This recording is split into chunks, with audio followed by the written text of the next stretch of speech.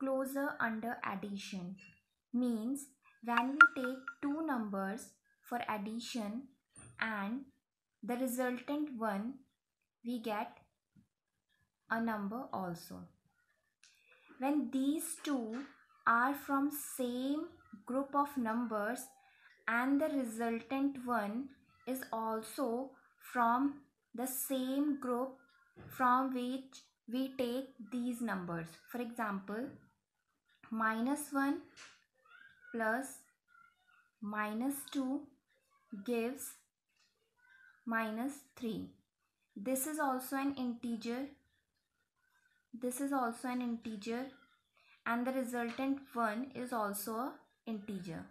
We can easily understand this with an example. Mother wants to make a vegetarian dish, so she used vegetables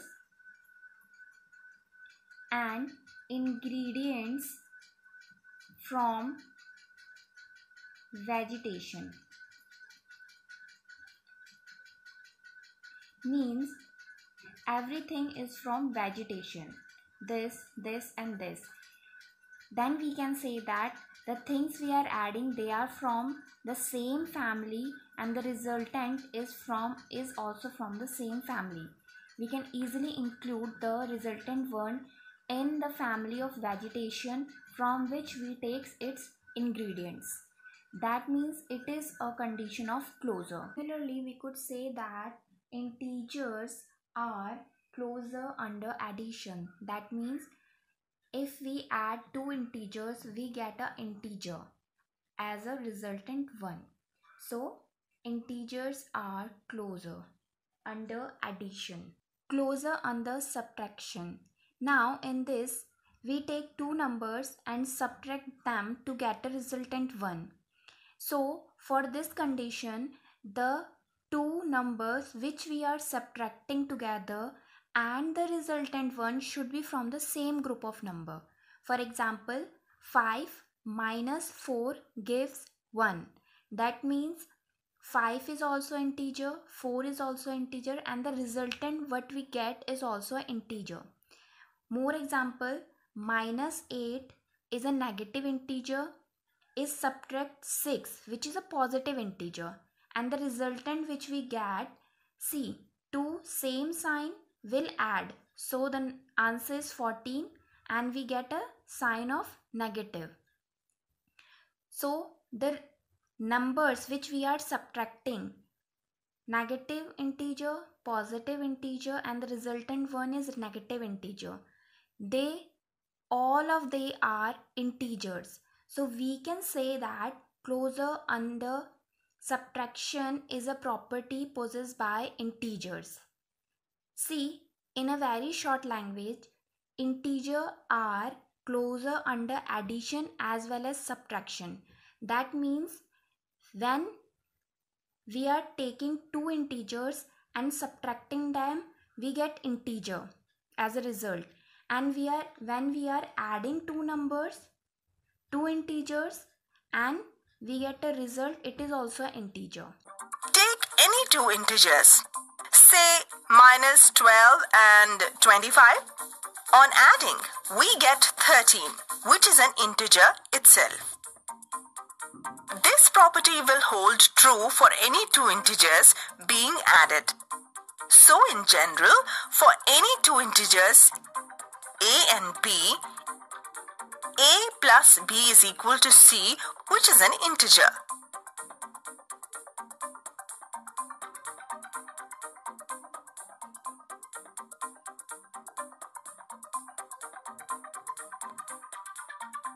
Let's see if the closure property holds true for the subtraction of integers too. Let's subtract 4 from -6. The answer is -10. Similarly, -26 subtracted from 30 results in 56. Notice that the answer in both the cases is an integer. So we can say that integers follow closure property during subtraction as well. Which means if x and y are integers, x minus y will also be an integer.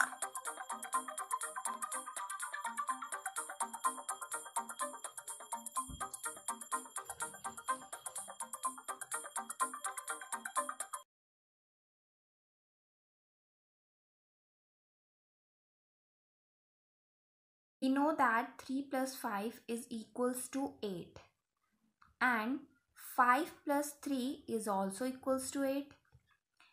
Now check for other integers. For example, 5 plus minus 6 gives minus 1. Similarly, minus 6 plus 5 also gives minus 1. That means we can say that integers possess a property which is known as commutative property for addition, because we are checking for addition. That means if we are taking two integers and we add them, then the resultant one is always same if we replace them from each other. Okay, now we will check for subtraction. Minus 3 minus 5, that means minus 3 minus 5, then what we get? We get minus 8. Now let us check for, we have to replace their value. So 5 minus minus 3. Then what we will get? 2 same sign will add. Then the answer is 8. 8 is different than this. That means subtraction is not commutative for integers. Only addition is commutative for integer. Now, what is commutative? When a plus b is equals to b plus a, it is called commutative. That means if we interchange their value, the resultant is also equal.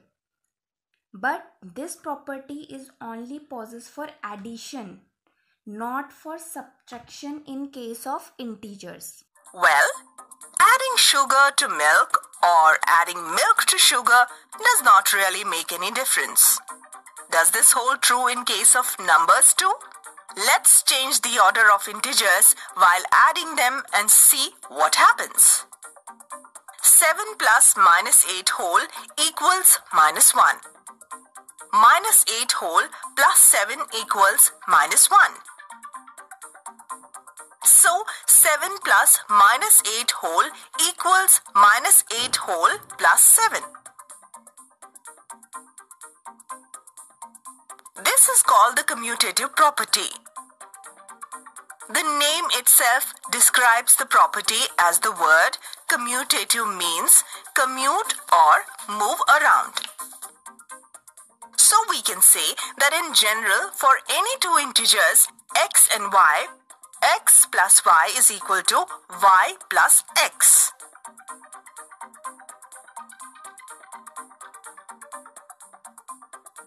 Does this commutative property hold true in case of subtraction as well? Let's see through an example. 6 minus minus 2 whole is 8. Whereas minus 2 minus 6 is minus 8. We see that changing the order changes the answer. Hence, subtraction of integers is not commutative. Which means in general, for any two integers x and y, x minus y is not equal to y minus x.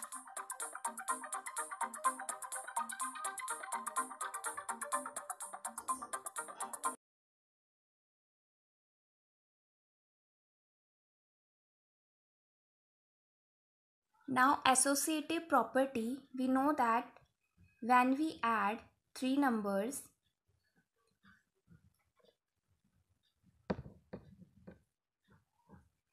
whether we add these four first or these two first or these two first, we get the same answer. Now check for other integers also. Take some negative integers. We have three negative integers. Now it's our choice whether to add both of them first and then add it with the other. Then what we get? Two different sign will negative two same sign will add. So the answer is -5. Two different sign gives negative. Two same sign, then answer will addition, and the sign is of negative. Now let's check for when we add these two first.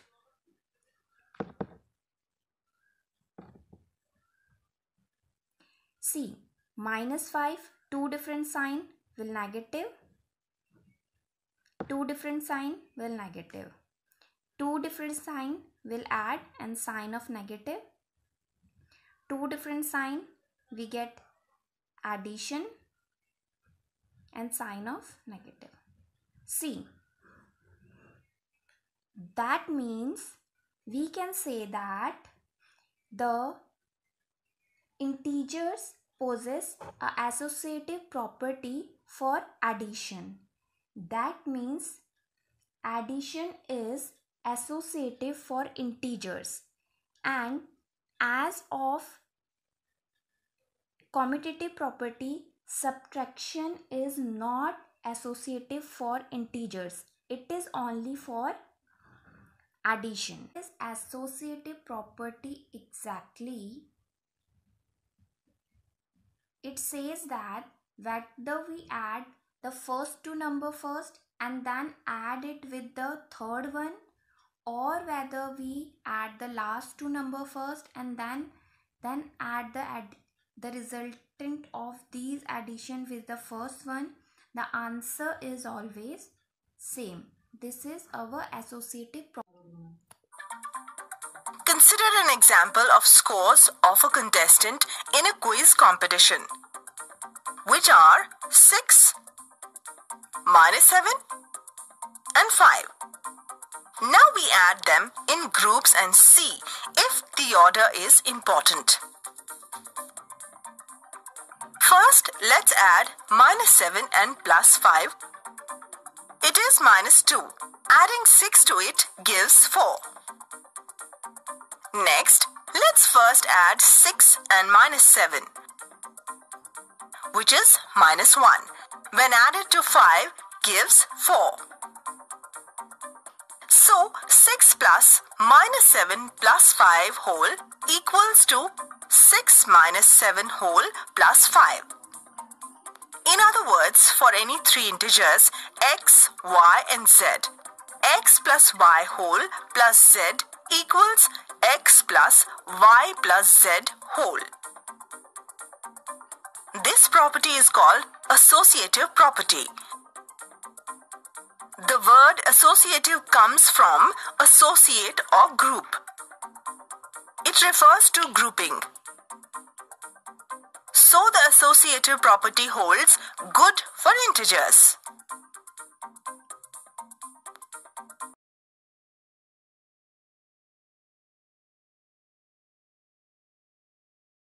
Additive identity of integer. It says that when we add 0 to any integer, the answer is the integer number, same integer number.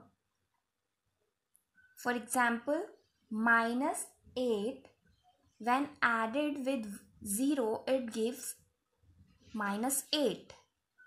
The other example, when 0 is added to -8, then the answer is two different sign will negative, then the answer is -8. Similar. That means when we add 0 to any integer, we get the same integer as a result. This is the additive identity of integer. An arithmetic operation works to change numbers. But when 0 is added to any integer, nothing happens. The number remains the same. This is only true in case we combine an identity with respect to addition with another number. So 0 is called the additive identity for integers. That is, a plus 0 is equal to 0 plus a is equal to a for any integer a.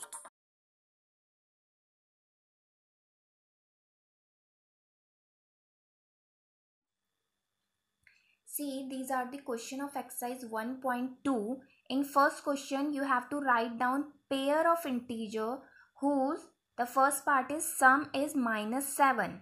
See, we need negative in our answer. So, whether the both of the integers should be negative or the greater one from them, it should be negative. So, this is our answer.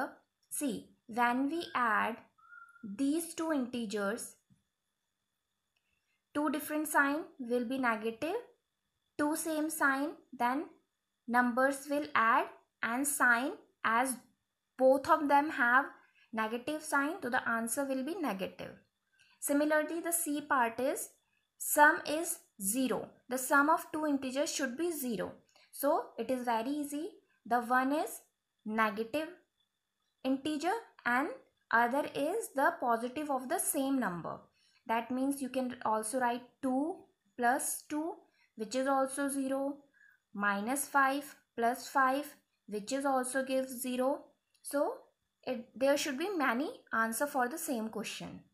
Now it is a second question in which the first part is write a pair of negative integers whose difference gives 8. That means you want two such negative integers.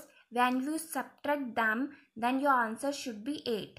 See, two negative integer, and when you subtract them, the answer should be 8. See, when we solve this bracket, two different sign, then it gives us a positive number. So it is not. So finally, we have to subtract both of them. That means you have to find out such two numbers. By subtracting them, we get 8. See, as result, yani ki 8 is positive, so greater number should be positive. See, when we subtract both of them, the answer we get is positive. That means the positive number should be greater. Then two integer whose difference gives 8 should be, there are lots of number, 10 and 2. When we subtract both of them, that means when we put here -2 plus 10, it gives positive 8. Or if we put here -1 plus 9, it is also 8. When we write -3 plus 11, it is also 8. That means two negative integer whose subtraction is 8 could be 10 2, 9 1 or 11 3. We can easily see here.